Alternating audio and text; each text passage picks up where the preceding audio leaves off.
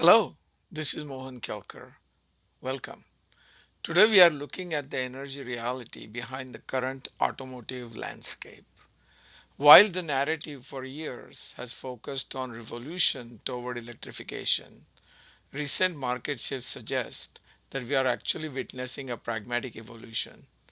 For electric vehicles to permeate the mass market, they must compete directly with gasoline powered engines on utility and price, and not just rely on government intervention. Current consumer preferences highlight a stark divide. On one hand, you have small, efficient EVs that are excellent for city driving. On the other, the American heartland remains loyal to the large, comfortable gasoline powered truck designed for long distance hauling and multi-purpose utility. Government intervention can nudge a buyer, but it cannot fundamentally change the physics of a consumer's need for range and reliability. When discussing emissions, we must look at the cradle to grave life cycle. Research shows that while EVs have 64% lower life cycle emissions than internal combustion vehicles on average, the manufacturing of an EV, specifically the battery, initially produces significantly higher carbon dioxide than internal combustion vehicle. The break-even point for an electric pickup is roughly 1.3 years of driving. However, for many consumers, the immediate upfront environmental and financial cost remains a primary consideration. The numbers from Detroit tell a story of strategic retrenchment. In late 2025, Ford announced a massive $19.5 billion write-down, pausing production of F-150 Lightning to prioritize hybrid and multi-energy platforms. Similarly, GM faced $1.6 billion charge due to weak EV demand, cutting output and facing thousands of layoffs.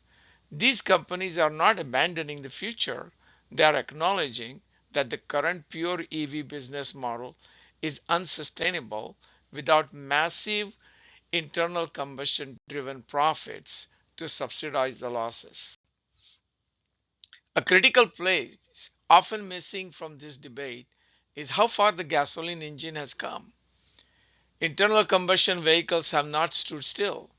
Since model year 2004, the real world fuel economy has increased by 40% or 7.8 miles per gallon, while the CO2 emissions have decreased by 31%.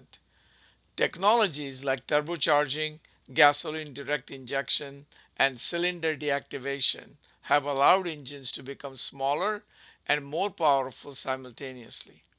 We have squeezed incredible efficiency out of the internal combustion engine, making the performance gap that EVs must close even wider.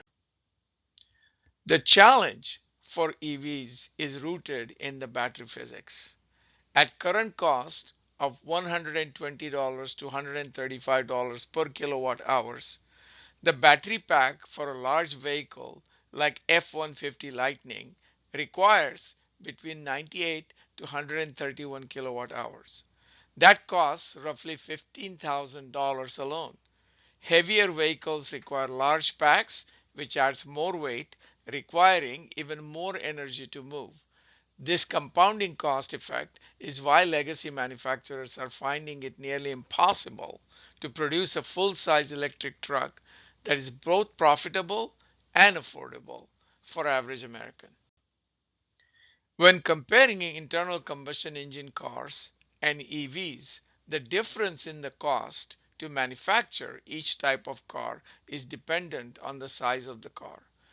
Bigger the car, bigger is the percentage difference in the manufacturing cost between internal combustion and EV cars. For example, for trucks, EV trucks are almost 60% more expensive to build than the internal combustion counterparts. Ford was losing $25,000 per EV truck it sold, while it was making an average profit of $10,000 to $15,000 per internal combustion truck. Similar numbers existed for other types of car. Ford simply could not continue to bleed money on EVs and pay for losses using profits from internal combustion cars. So they pulled the plug on EVs.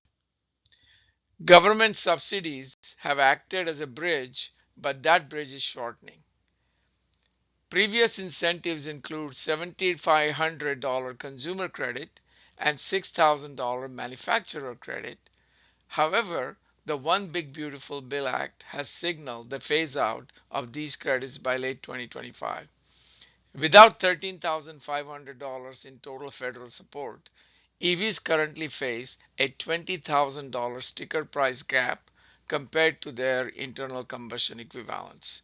The market is now being forced to stand on its own 2 feet. Beyond the vehicle cost, we also have a charging paradox. While 2025 saw the addition of 37,000 charge points in the US, access remains the top barrier for 53% of the consumers. If we charge at home, an EV is highly efficient, but public fast charging can cost up to 47 cents per kilowatt hour, making an electric truck much more expensive per mile to operate than a gasoline version. This infrastructure gap reinforces the need for hybrid heavy evolution rather than pure electric leap. So, what is the reality check? For EVs to become viable without government help, we need more than just optimism. We need battery costs to drop below $80 per kilowatt hour and a 40% reduction in manufacturing complexity. The future may or may not be electric, but it will be won through engineering and market competition, not through intervention. This is an evolution, slow, steady, and driven by the consumer. Thank you for listening to the presentation. If you like the presentation, subscribe to my channel.